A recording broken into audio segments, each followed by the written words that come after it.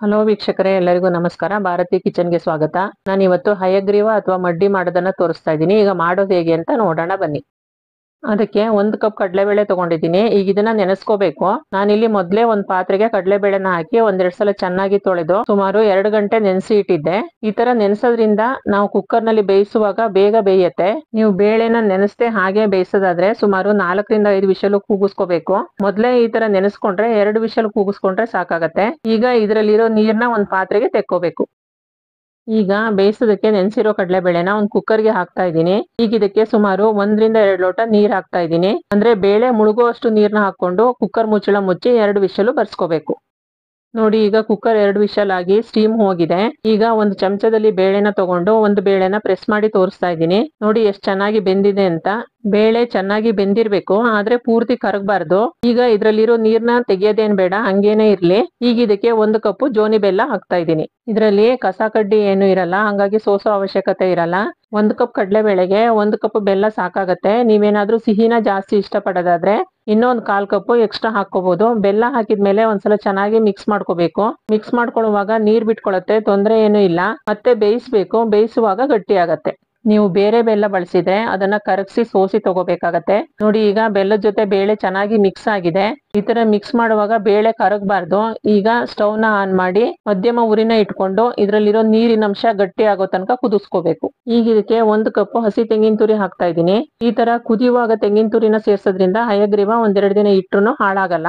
ನೀವೇನಾದ್ರೂ ಒಣಕೊಬ್ಬರಿ ತುರಿನ ಹಾಕೋದಾದ್ರೆ ಸ್ವಲ್ಪ ತುಪ್ಪದಲ್ಲಿ ಹುರಿದು ಹಾಕ್ಬೇಕಾಗತ್ತೆ. ಈ ತರ ಹಸಿ ಕಾಯಿ ಹಾಕಿದ್ರು ರುಚಿ ಚೆನ್ನಾಗಿನೇ ಇರತ್ತೆ. ಈಗ ಇದೆಲ್ಲ ಕುದ್ದು ಗಟ್ಟಿ ಆಗ್ಬೇಕು. ಅದಕ್ಕೆ ಸುಮಾರು 10 ರಿಂದ 15 ನಿಮಿಷ ಬೇಕಾಗತ್ತೆ.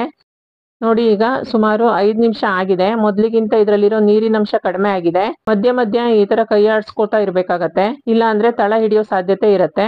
ದಪ್ಪ ತಳ ಇರೋ ಪಾತ್ರೆ ತಗೊಂಡ್ರೆ ಆತರ ಏನೂ ಆಗಲ್ಲ. ಈಗ ಮತ್ತೆ ಇನ್ನೂ ಸುಮಾರು 5 ನಿಮಿಷ ಪೂರ್ತಿ ಗಟ್ಟಿ ಆಗೋ ತನಕ ಕುದಿಸ್ಕೋಬೇಕು. ನೋಡಿ, ಈಗ ಮತ್ತೆ ಕುದಿಸ್ಕೊಂಡಾಗಿದೆ. ಇದ್ರಲ್ಲಿರೋ ನೀರಿನ ಅಂಶ ಎಲ್ಲ ಪೂರ್ತಿ ಗಟ್ಟಿ ಆಗಿದೆ. ಈ ಹದಕ್ಕೆ ಇರ್ಬೇಕು. ಇದು ತಣ್ಣಗಾದ್ಮೇಲೆ ಇನ್ನೂ ಗಟ್ಟಿ ಆಗತ್ತೆ. ಈಗ ಇದಕ್ಕೆ ಕೆಲವೊಂದು ಡ್ರೈ ಫ್ರೂಟ್ಸ್ ನ ತುಪ್ಪದಲ್ಲಿ ಹುರಿದು ಹಾಕ್ಬೇಕು. ಡ್ರೈ ಫ್ರೂಟ್ಸ್ ನ ಹುರ್ಕೊಳ್ಳೋದಕ್ಕೆ ಒಂದು ಫ್ರೈ ಪ್ಯಾನ್ ಇಟ್ಕೊಂಡಿದೀನಿ. ಅದಕ್ಕೆ 1/4 ಕಪ್ ತುಪ್ಪ ಹಾಕ್ತಾ ಇದ್ದೀನಿ. ತುಪ್ಪ ಸ್ವಲ್ಪ ಕರಗಿದ್ಮೇಲೆ ಉರಿನ ಮೀಡಿಯಂ ಆಗಿ ಇಟ್ಕೊಳ್ಳಿ. ನಾನಿಲ್ಲಿ ಸುಮಾರು 5 ರಿಂದ 6 ಬಾದಾಮಿನ ಸಣ್ಣದಾಗಿ ಪೀಸ್ ಮಾಡ್ಕೊಂಡಿದ್ದೆ, ಅದನ್ನ ಹಾಕ್ತಾ ಇದ್ದೀನಿ. ಆಮೇಲೆ ಸ್ವಲ್ಪ ಗೋಡಂಬಿ ಚೂರು ಹಾಕ್ತಾ ಇದ್ದೀನಿ. ಈಗ ಇದನ್ನ ಸ್ವಲ್ಪ ಬಣ್ಣ ಬದಲಾಗೋ ತನಕ ಹುರ್ಕೋಬೇಕು. ನೋಡಿ, ಈಗ ಸ್ವಲ್ಪ ಬಣ್ಣ ಬದಲಾಗಿದೆ. ಈಗ ಇದಕ್ಕೆ ಸ್ವಲ್ಪ ಒಣ ದ್ರಾಕ್ಷಿ ಹಾಕ್ತಾ ಇದ್ದೀನಿ. ಈಗ ದ್ರಾಕ್ಷಿ ದಪ್ಪ ಆಗೋ ತನಕ ಹುರ್ಕೋಬೇಕು. ದ್ರಾಕ್ಷಿನ ಮೊದ್ಲೇ ಸೇರ್ಸ್ಕೊಂಡ್ರೆ ಸೀದೋಗತ್ತೆ. ಹಂಗಾಗಿ ಬಾದಾಮಿ ಗೋಡಂಬಿ ಸ್ವಲ್ಪ ಹುರ್ಕೊಂಡ್ಮೇಲೆ ದ್ರಾಕ್ಷಿನ ಸೇರ್ಸ್ಕೋಬೇಕು. ಡ್ರೈ ಫ್ರೂಟ್ಸ್ ನ ಇಷ್ಟೇ ಹಾಕ್ಬೇಕು ಅಂತ ಏನಿಲ್ಲ. ಇದ್ರ ಜೊತೆಗೆ ಒಣ ಖರ್ಜೂರ ಇದ್ರೆ ಅದನ್ನು ಸಣ್ಣದಾಗಿ ಚೂರ್ ಮಾಡಿ ಅದನ್ನು ಸೇರ್ಸ್ಕೊಂಡು ಹುರ್ಕೋಬಹುದು. ನೋಡಿ, ಈಗ ದ್ರಾಕ್ಷಿ ಚೆನ್ನಾಗಿ ಅರಳಿದೆ. ಹಾಗೆ ಗೋಡಂಬಿ ಮತ್ತು ಬಾದಾಮಿನೂ ಚೆನ್ನಾಗಿ ಫ್ರೈ ಆಗಿದೆ. ಇಷ್ಟಾದ್ರೆ ಸಾಕು. ಈಗ ಇದನ್ನ ಹಯಗ್ರೀವಕ್ಕೆ ಹಾಕ್ತಾ ಇದ್ದೀನಿ. ಹಾಕಿದ್ಮೇಲೆ ಎಲ್ಲವೂ ಹೊಂದ್ಕೊಳ್ಳೋ ತರ ಚೆನ್ನಾಗಿ ಮಿಕ್ಸ್ ಮಾಡ್ಕೋಬೇಕು. ನೋಡಿ, ಈಗ ಚೆನ್ನಾಗಿ ಮಿಕ್ಸ್ ಮಾಡ್ಕೊಂಡು ಆಗಿದೆ. ಈಗ ಇದಕ್ಕೆ ಸುಮಾರು ಅರ್ಧ ಚಮಚದಷ್ಟು ಏಲಕ್ಕಿ ಪುಡಿನ ಹಾಕ್ತಾ ಇದ್ದೀನಿ. ಏಲಕ್ಕಿ ಪುಡಿ ಹಾಕಿದ್ಮೇಲೆ ಮತ್ತೆ ಇನ್ನೊಂದ್ಸಲ ಚೆನ್ನಾಗಿ ಮಿಕ್ಸ್ ಮಾಡ್ಕೋಬೇಕು. ಇಷ್ಟ ಆದ್ರೆ ಸಾಕು. ಈಗ ಹಯಗ್ರೀವ ರೆಡಿ ಆಗಿದೆ. ನೋಡಿದ್ರಲ್ಲ ವೀಕ್ಷಕರೇ, ಎಷ್ಟು ಸುಲಭವಾಗಿ ಹಯಗ್ರೀವ ಮಾಡೋದು ಹೇಗೆ ಅಂತ. ಇದನ್ನ ಉಡುಪಿ ಮಠದಲ್ಲಿ ಪ್ರಸಾದವಾಗಿ ಕೊಡ್ತಾರೆ ಮತ್ತು ಕೆಲವೊಂದು ಕಾರ್ಯಕ್ರಮಗಳಲ್ಲಿ ದೇವರ ನೈವೇದ್ಯಕ್ಕೇನೂ ಮಾಡ್ತಾರೆ. ನೀವೇನಾದ್ರೂ ನೈವೇದ್ಯಕ್ಕೆ ಇಡೋದಾದ್ರೆ ಈ ತರ ಒಂದು ತುಳಸಿ ದಳನ ಇಟ್ಟು ನೈವೇದ್ಯಕ್ಕೆ ಇಡೋದು ಸಂಪ್ರದಾಯ.